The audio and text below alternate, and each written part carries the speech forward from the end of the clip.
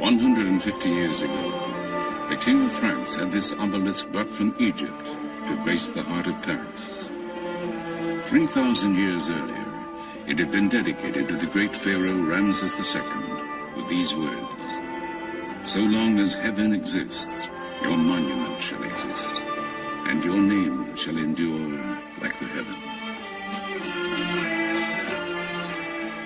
Through the 30 centuries that the pharaohs ruled Egypt, the people of the Nile created the most glorious monuments the world has ever seen. Among them, the largest place of worship in the ancient world.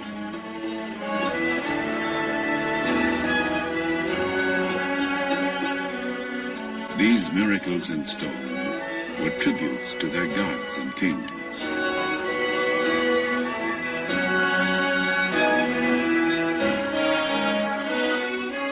They believed that man, like the sun, could die and be reborn. They constructed elaborate tombs to protect the body and house the soul throughout eternity.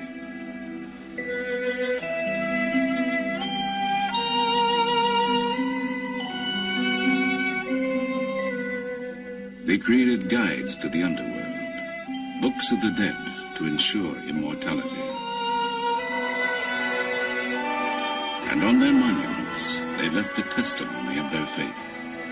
These inscriptions are keys with which we unlock the secrets of ancient Egypt. Ladies and gentlemen, now we are in the temple of the Queen Hatshepsut. And as they have since the days of Herodotus, Antony, and Cleopatra, thousands journey here to see these wonders. Going down to the Green Valley for the holy visit of Amun-Ra to the goddess Hathor once a year for 15 days. But today, having endured for 50 centuries, these seemingly imperishable structures are threatened. Their fate may be determined in our lifetime. So, people of science, soul, and conscience travel here from all over the globe to save the priceless monuments, to decipher the meaning of the messages before they disappear forever. This is the story of the land of Egypt and the quest for eternity.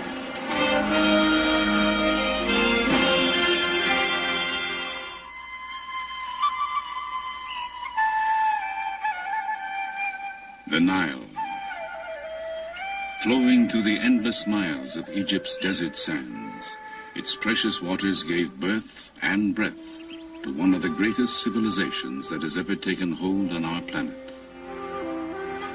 Hail to you, O Nile, went an ancient hymn. Sprung from earth, come to nourish Egypt, food provider, bounty maker, who creates all that is good. The river's annual flooding left rich deposits of silt. Utilizing it, farmers developed a settled life. Sustained by its abundant waters, the land and crops prospered.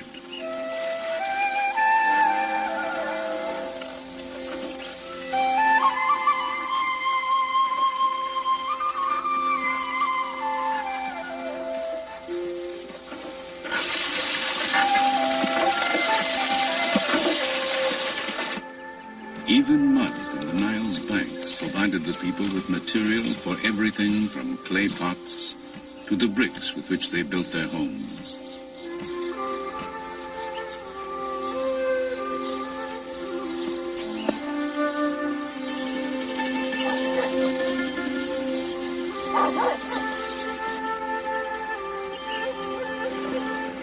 The Nile itself was Egypt's highway. Boats sailed northward with the currents and south with the prevailing winds.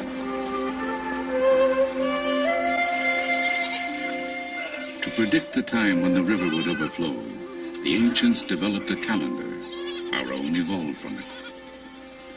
Along the extended oasis of the Nile Valley, a way of life emerged that still endures today, virtually unchanged from the furthest reaches of recorded time.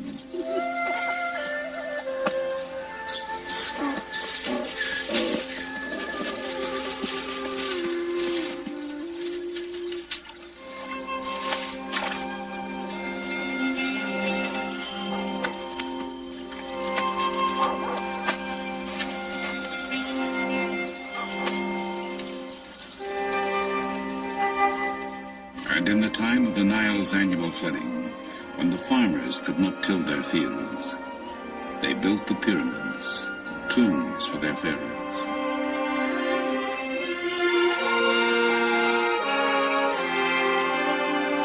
All that remains of the seven wonders of the ancient world, they were stairways to heaven, for to all Egyptians, their religion promised an afterlife.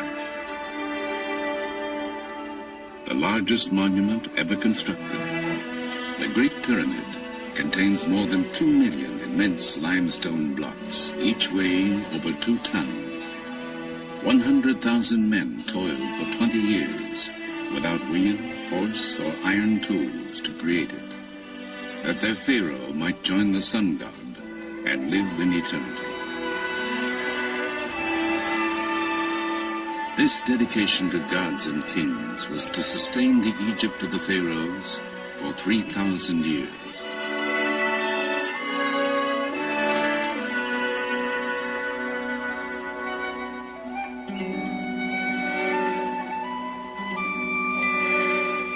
From the beginning, the Nile was the soul of the land.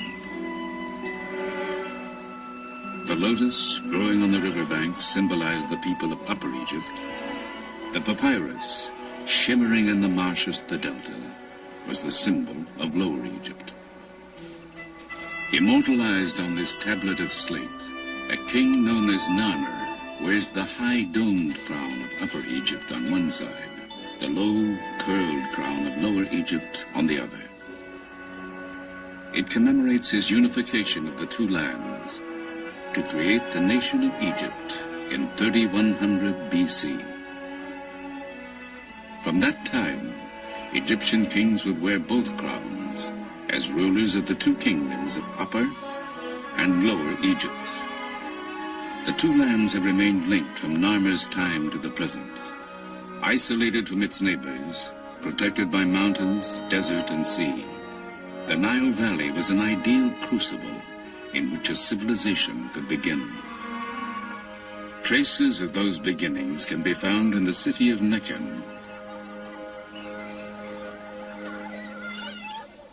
The site, still populated today, holds evidence of habitation stretching back 6,000 years.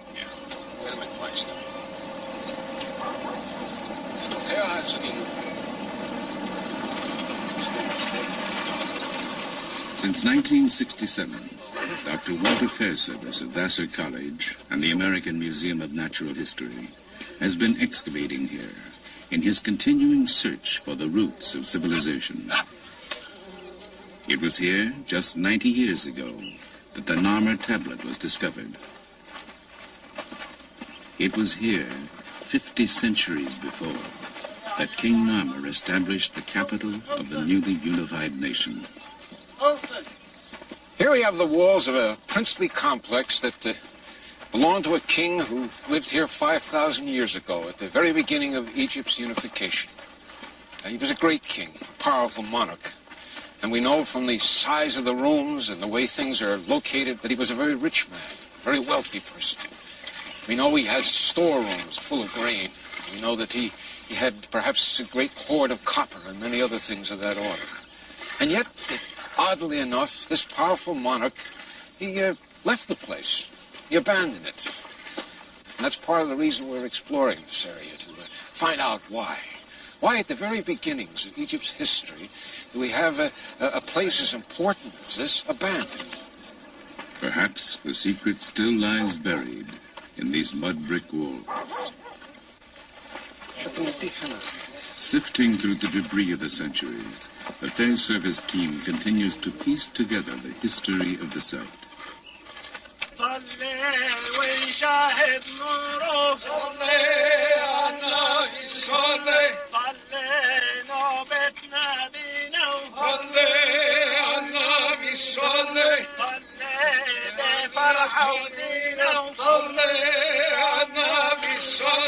Many threads bind Egyptian prehistory and history, but none is stronger than the belief in immortality.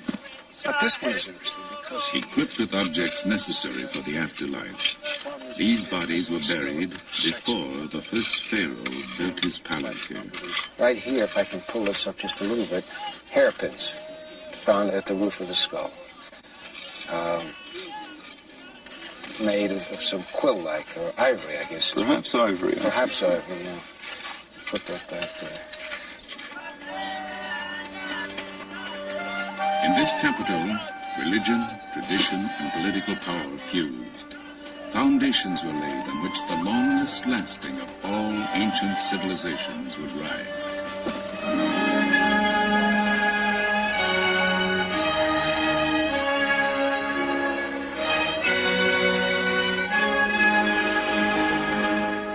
2,000 years later, Egypt's religious capital was Thebes, one of the richest, most powerful cities on earth.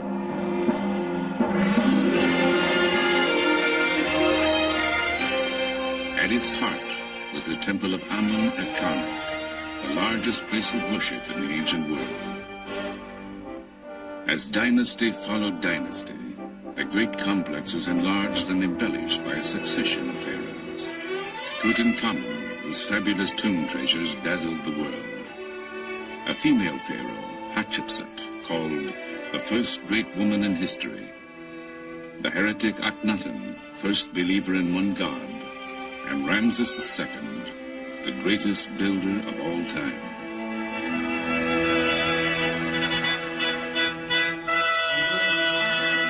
Called Ramses the Great, Pharaoh while Egypt's power and prosperity flourished, this warrior king was to rule for 67 years, bring peace to the empire, father nearly 200 children, and leave his mark on fully half the monuments in Egypt.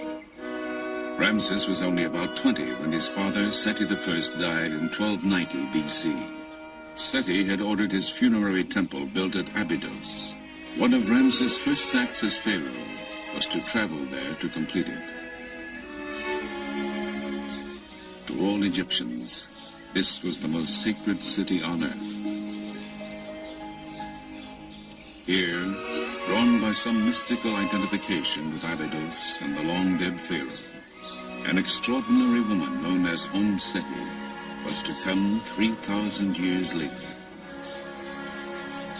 With a group of fellow Egyptologists, she celebrates her 77th birthday.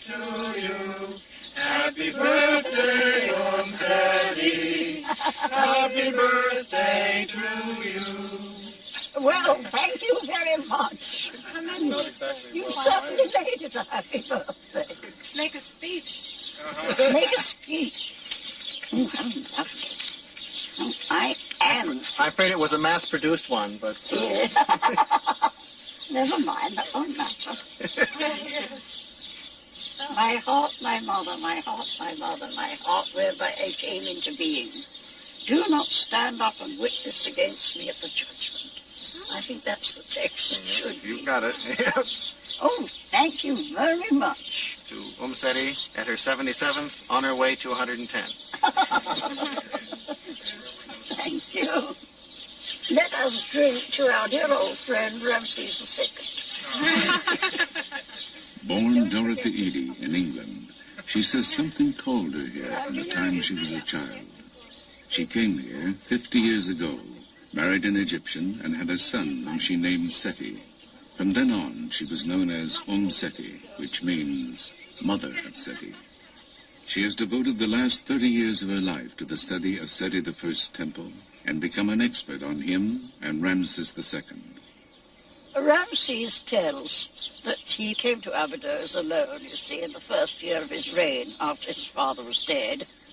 And he found that the decoration of this temple was incomplete.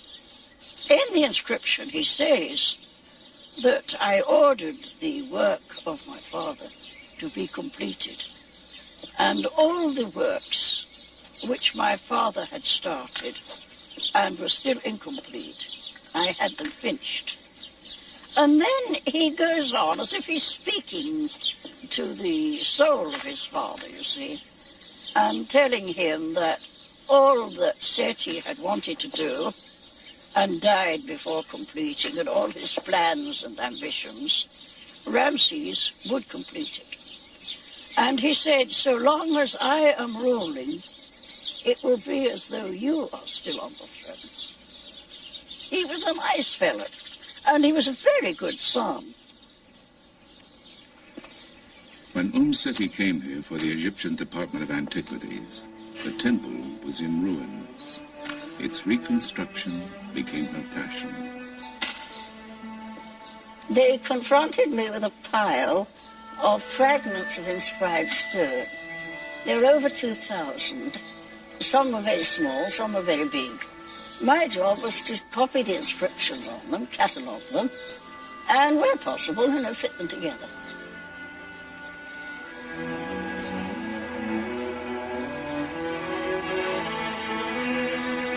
The temple is vibrant with carvings that look as fresh today as when they were painted 3,000 years ago. Its walls tell the first known story of resurrection. Osiris, a mythical ruler, was killed and dismembered by his brother.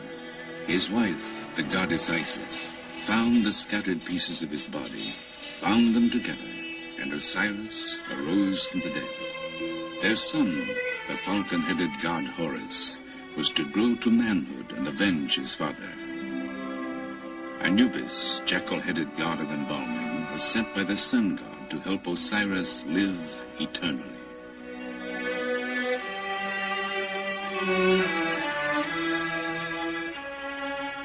The Egyptians believed that because Osiris died and rose again, they too could achieve immortality. Worshipping Osiris, Seti assures his place in the afterlife. Offering incense, the pharaoh worships before the bark of the sun god, Amun-Re.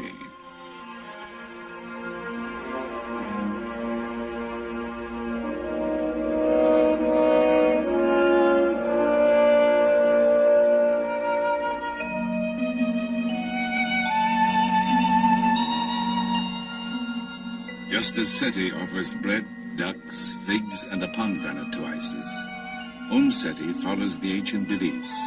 Oh, yes, every year at the great feast, and again on the birthday of the gods Osiris and Isis, I come here with offerings of wine, bread, and incense. Oh, I love coming here. It's a place I really do feel at home.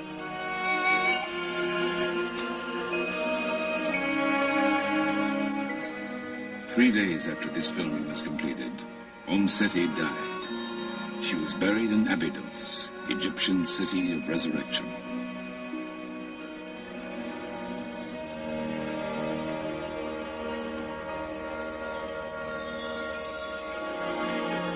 In the time of Ramses, the most powerful deity of the living was the sun god, Amun-Re. He was patron of the city of Thebes, located on the Nile between the first capital, Nekhen, and Abydos. On the east bank, where the sun rises, were temples dedicated to the sun god, Karnak and Luxor. On the west bank, where the sun buries itself each day, was a complex of tombs where royalty was buried, the Valley of the Kings and the Valley of the Queens.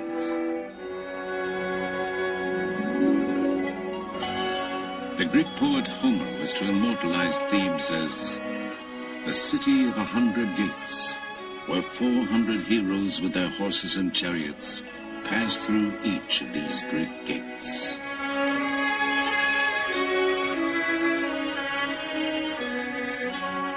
While Ramses reigned, Thebes was splendid. He ordered beautiful additions made to Luxor Temple, gigantic statues, obelisks, and courts dedicated to the glory of Amun-Re.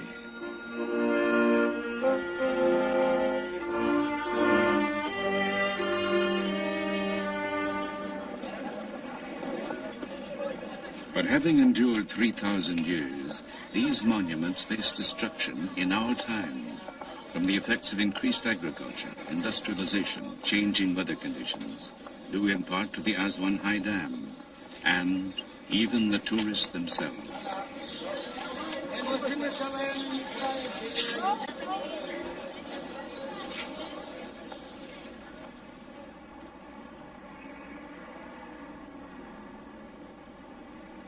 1924, in response to the impending crisis, the Oriental Institute at the University of Chicago established a permanent headquarters in Egypt.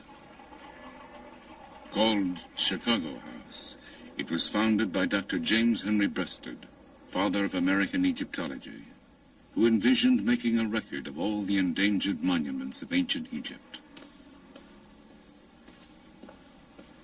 Today, Chicago House is under the direction of Dr. Lanny Bell.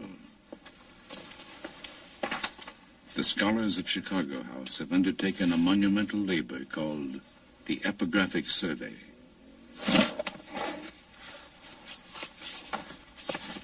Over the past 50 years, the Oriental Institute has published an epic series of volumes containing the results of the survey. Utilizing an ingenious combination of photography and draftsmanship, the Chicago House Egyptologists create facsimile drawings of the monument's carved and painted surfaces, the only record that will remain when the hieroglyphs and decorations have disappeared forever from the temples.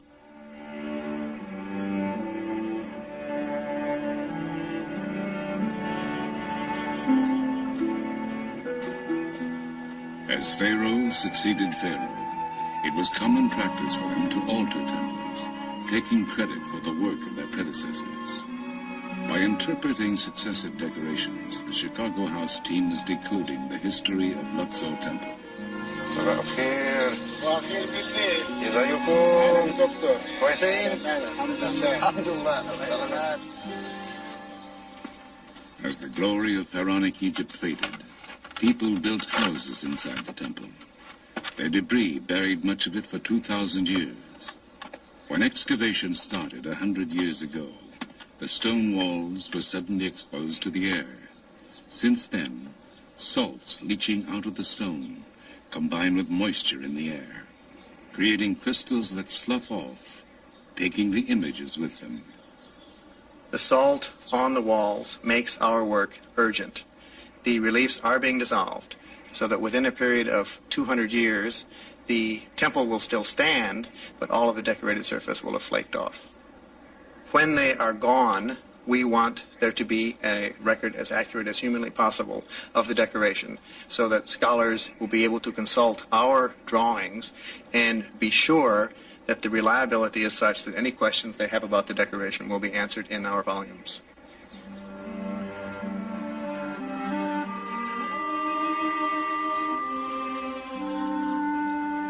When the gods were worshipped here no more, great portions of the temple were dismantled. Large blocks were broken into smaller pieces for reuse as building material. Thousands of them have been collected over a 30-year period. Chicago House is conducting a systematic search of the fragments to reconstruct a section called the Lost Colonnade.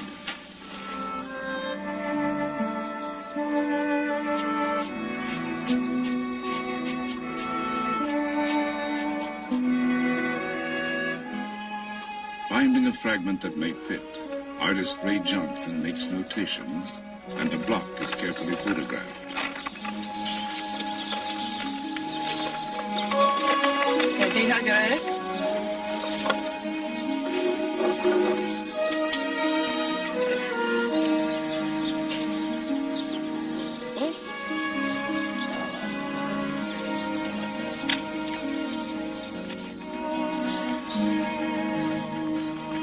An artist's pencils then inks in the lines of the photograph, making corrections and replacing what time may have removed.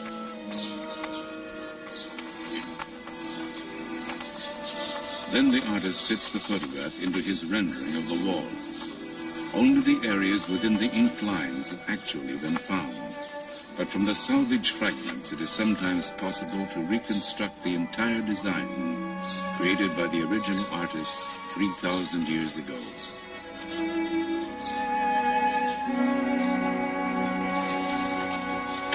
You support me going out?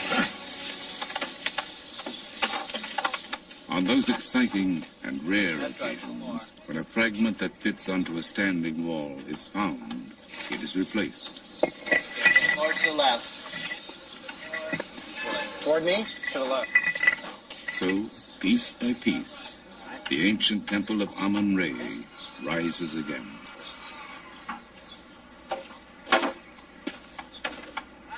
The investigations at Chicago House have revealed that the colonnade of Luxor Temple is the major standing monument of Tutankhamun. To completely evaluate its architectural history, the inscriptions at the top of the structure must be photographed. Ladders reaching 5 stories high have been assembled.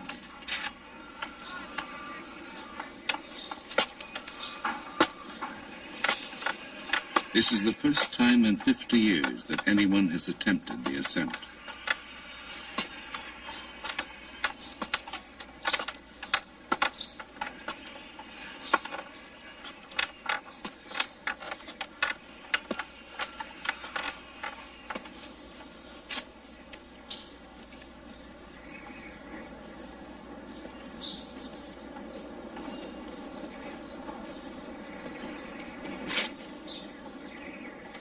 On the 70-foot-high columns, Dr. Bell studies the techniques used by the artisans of antiquity.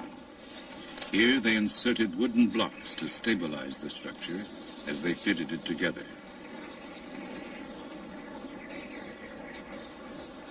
A roof once covered the colonnade, but it fell or was removed sometime before 1600 AD. Fragments of it found on the temple floor have been identified.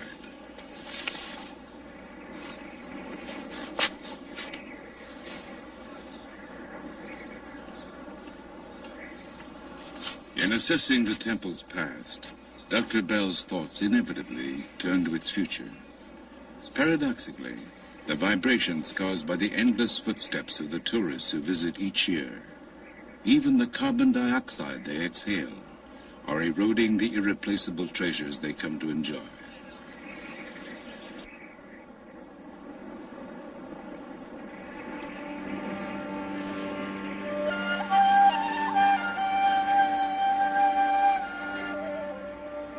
Chicago House studies have revealed that 100 years after Tutankhamun built this structure, Ramses II systematically erased his predecessor's name and replaced it with his own, naively assuming he could deceive the gods and take credit for the colonnade's construction.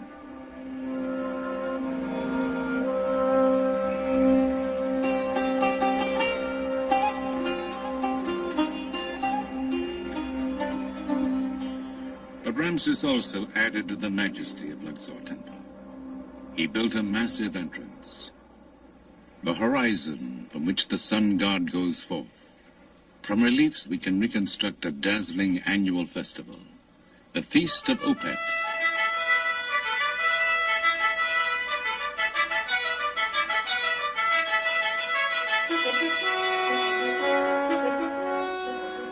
With the Nile in full flood, the golden statue of the god Amun-Re has been brought to Luxor from Karnak in his boat shrine. Within the temple's innermost sanctuary, Ramses offers incense, flowers, and food to the linen-shrouded god. The sacrifices and ceremonies concluded, priests lead the procession out of the temple, purifying the way before them.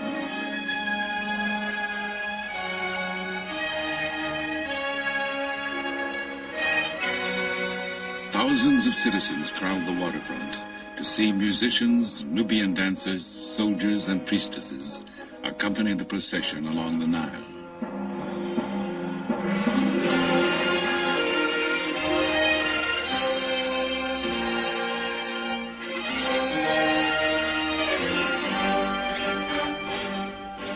The shrine of the god is placed on its sacred bark, and in great ceremony, priests, god, and pharaoh are towed back to Karnak Temple.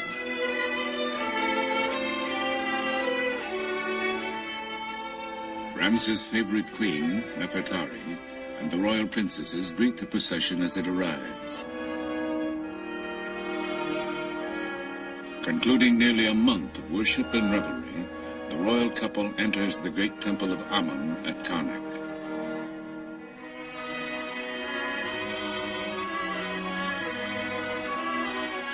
Within the sacred precincts of the temple, the shrine carrying the golden statue of the god is hidden from public view until the next year.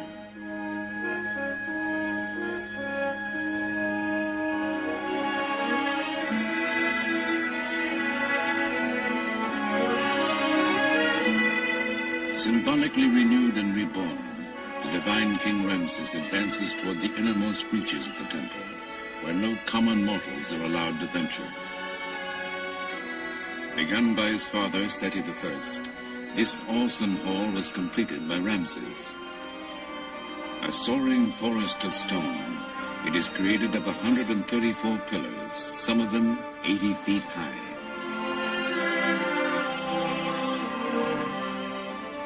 Ceilings and columns are ornamented with Ramses cartouches, magical ropes that surround the king's name to protect him from evil. In the hieroglyphs of his name is the message, "It is Re, the sun god, who bore him." From the sun god, the pharaohs drew their right to rule, their divinity, their legitimacy, and crowns. So they constructed this mighty city of God. 100 pharaohs enlarged and embellished it over a period of 2,000 years, a creation that did not cease until the Christian era, that has resumed as modern archaeologists restore this timeless testimony of faith.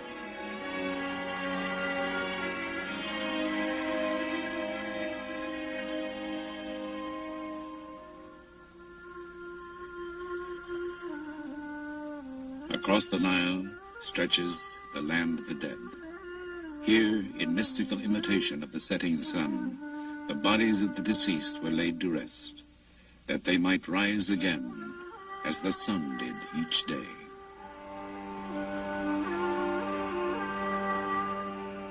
Cut into the heart of the mountain, the Theban necropolis is a vast labyrinth of tombs.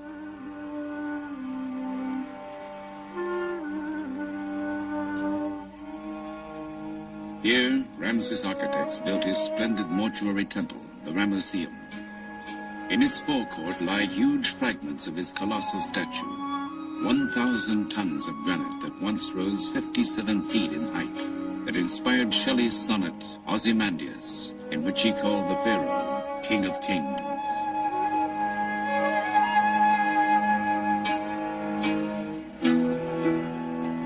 When Ramses died in 1224 BC, the Ramesseum was magnificent. Here, the magic of his name and images would keep him alive forever.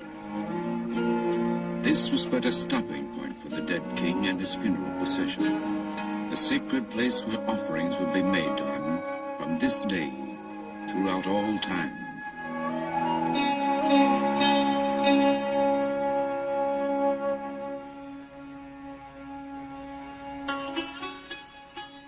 Though mourners wept, they knew that if properly provided for, one could live forever. So they carried with them everything the dead might need for the voyage through eternity.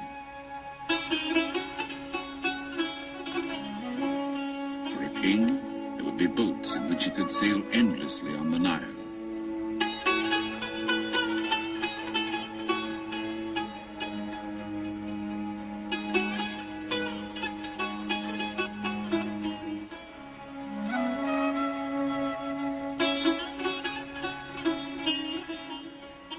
And a throne from which he could continue to reign.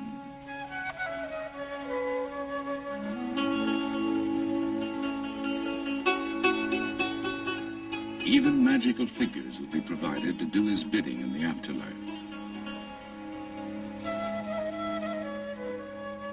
In their tomb paintings, the people of the Nile depicted the hereafter as a pleasant extension of their earthly lives, a place where they could amuse themselves hunting ducks, where rich crops would sustain them.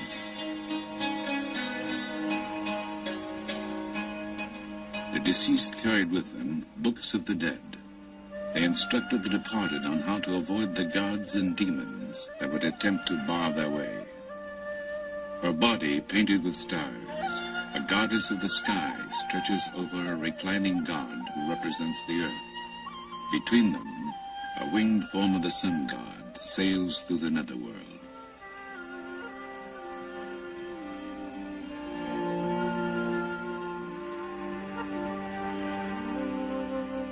The divine ibis-headed scribe Thoth makes notes as the deeds of the deceased are weighed on the scale of justice. In an address to the gods, the departed will assert his innocence. I am pure of mouth and hands, without sin, without guilt, without evil. Those who were judged to be without sin could join Osiris to dwell in the happy land of the setting sun. But most important, there must be a body to which the soul could return. Anubis, god of embalming, prepares the body for the life to come. So Ramses mummy would have gone to his tomb after a priest pronounced over it, "You will live again, forever."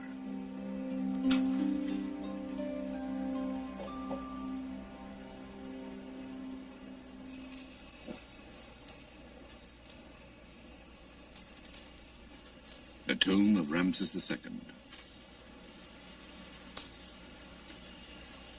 In a state of dangerous disrepair, its access is forbidden to almost everyone. But a team headed by Dr. Kent Weeks of the University of California at Berkeley has recently mapped it. In the dynasty following Ramses, the royal tombs were systematically plundered. As a last resort, priests collected the surviving royal mummies and hid them. In 1871, a grave robber found Ramses II where he had lain undisturbed for 3,000 years. Reclaimed by the Egyptian government, the mummy of Ramses now reposes in the Cairo Museum, far from the Valley of the Kings.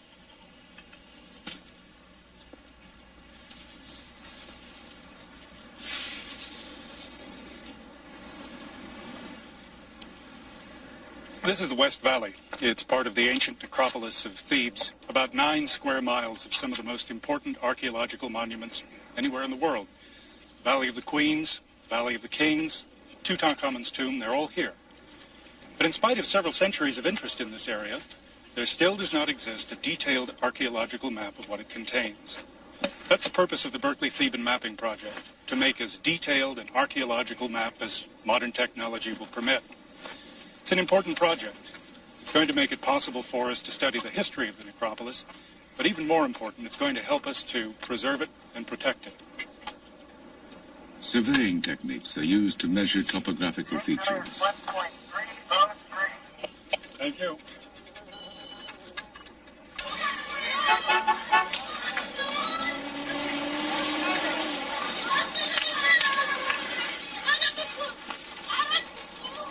At headquarters in a village below the necropolis, the team reviews its findings.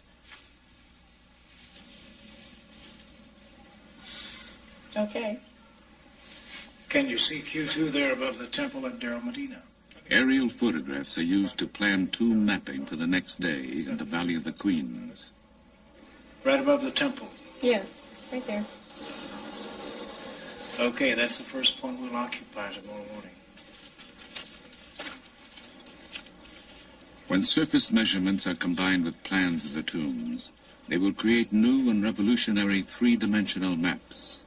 These will make it easier to find correlations between the geography and the locations of the known tombs, and perhaps enable scientists to find tombs still undiscovered. Let's drop everything here, Dave, and then we can send it on down. Why don't you and Jenny go on down? We'll start passing stuff to you. Dave, why don't you choose what we have to take down, and we'll leave the rest up here. I'll get the lantern. Not you.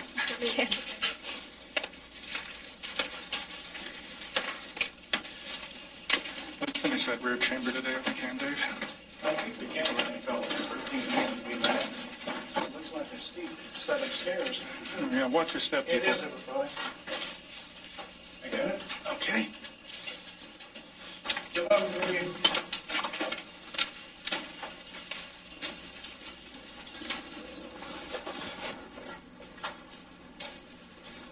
Standard surveying techniques are used to obtain the dimensions of each chamber. Every archaeological detail will be drawn and recorded.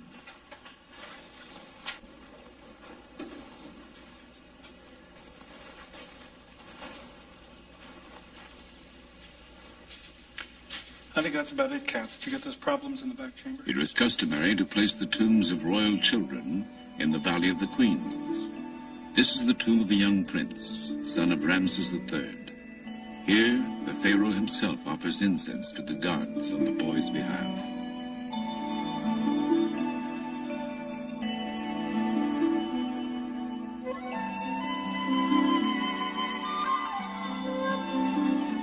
In these touching scenes, the pharaoh leads his 9-year-old son into the presence of the divinities of the underworld. Carrying the feather of truth, the boy obediently follows his father.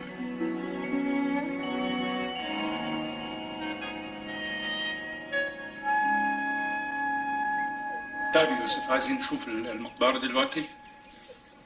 كويس. It is believed the ancient sculptors and painters lit the interiors of tombs and temples with polished metal reflectors used as mirrors. And these scenes were filmed under the same conditions. نور هناك؟ كويس. شوف المراية تاني؟ شكرا. شكرا جدا. This is the tomb of Nefertari. Though Ramses had at least 4 royal wives, she remained his favorite. Due to humidity caused by increased irrigation in nearby farmland, the exquisite murals of her tomb are flaking off.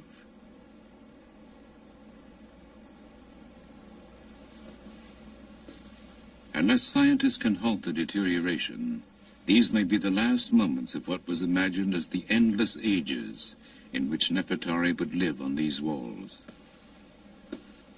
This was the woman with whom Ramses believed he would go through eternity, to whom these words were written.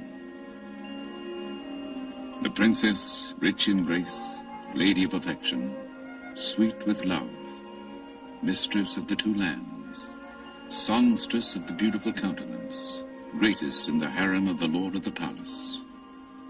All that you say will be done for you. Everything beautiful according to your wish. All your words bring contentment to the face, wherefore men love to hear your voice.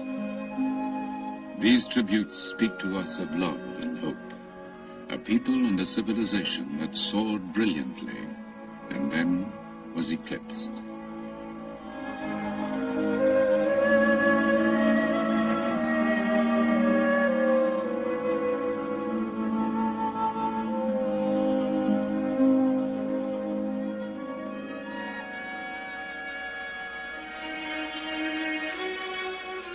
Here at the Temple of Isis, built on an island in the Nile, the religion of ancient Egypt had its last stronghold.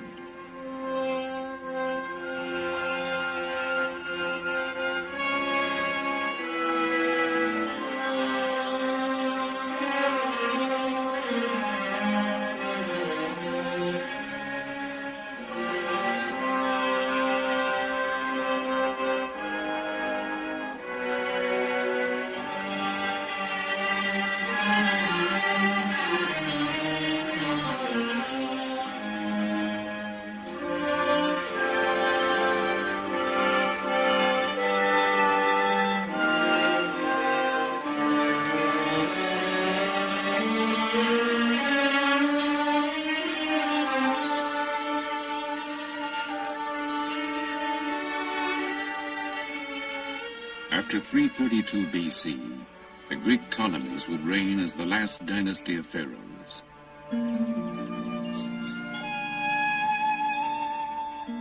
Embracing the Egyptian religion, they built this temple dedicated to the worship of Isis, divine symbol of motherhood, her husband Osiris, and their son Horus.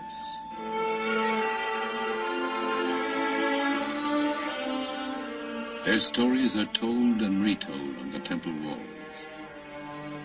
But the story of another holy family was to sweep over Egypt. The carvings, now considered pagan, were chiseled away. Christianity became the state religion, and in the 6th century, this temple became a Christian church.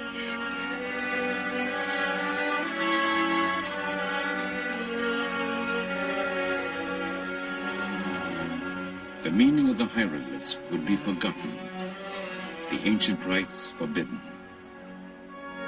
For 12 centuries, the story of Egypt's ancient civilization would be lost.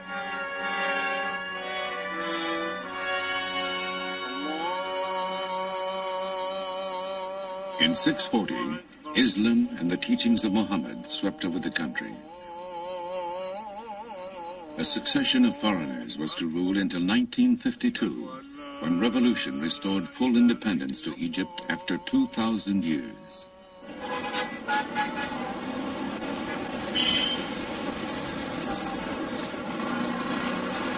Cairo is the African continent's largest city. Vexed by 20th century problems of explosive growth, pollution, economic and political difficulties, Cairo, like Egypt itself, survives through the resilience, humor, and vigor of its people.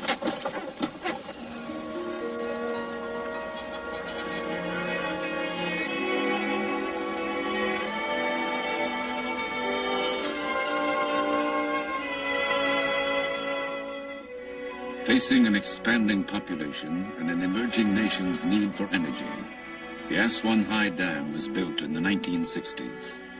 With 17 times the material contained in the Great Pyramid, the dam is a monument to the new nationalism and what some would call the 20th century religion, technology.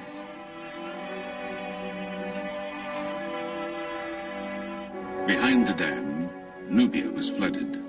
Much of this ancient land disappeared beneath the rising waters of the Nile. And at Abu Simbel, a magnificent temple hewn from a sandstone monolith, the newly forming lake licked at the feet of these colossal images of Ramses II. A concerned world realized that the temple would soon be engulfed. How could it, and the temple of Nefertari, which flanked it, be saved?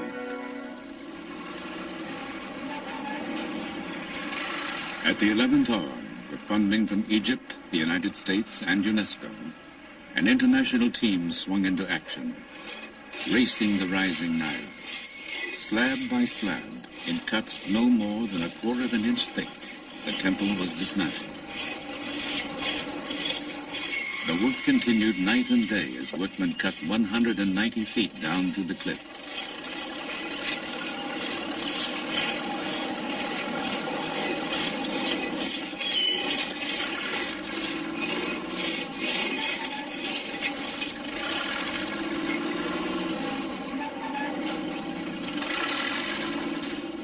Coded for storage, the sections made a giant jigsaw puzzle.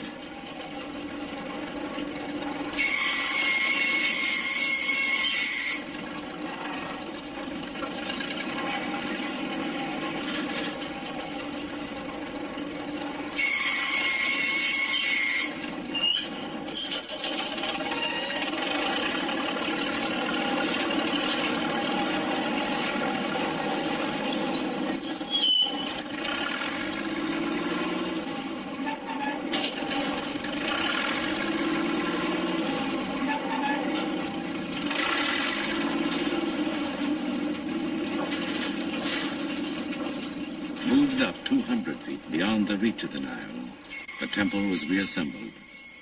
The precision of watchmakers was applied to the colossi, reconstructed to an accuracy of 1/10 of an inch.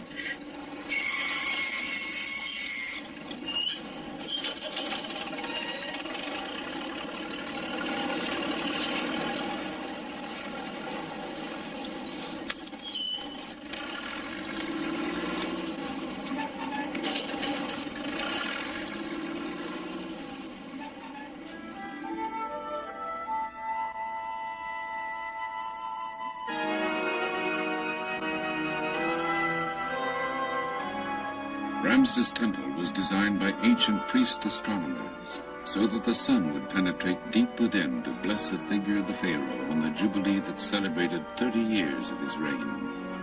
In our time, engineers have resituated the temple so that the sun still streams in on the pharaoh on each anniversary of that day, 3,200 years ago.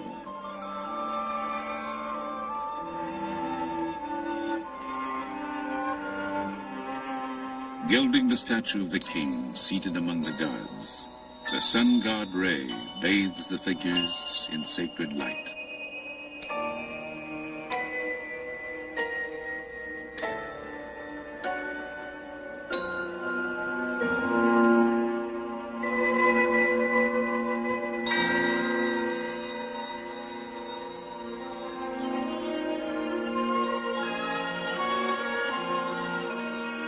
Why have people come here since the days of ancient Greece and Rome? These works are expressions of the quest for the meaning of life itself, a longing for connection with the gods, a need for beauty, a hope for immortality. They are worth knowing and worth saving because the record of the past tells us something of ourselves and hints of our future. Here, Egyptians and travelers alike raise their eyes to Ramses, speak of him, remember him as a leader who signed the world's first major peace treaty. It reads, "Beginning with this day, in order to bring about good peace and good brotherhood between us forever, he is in peace with me, and I am in brotherhood with him, and I am in peace with him forever." In the religion of the ancient Egyptians, to speak of the dead is to make them live again. For Ramses, the quest for eternity has been fulfilled.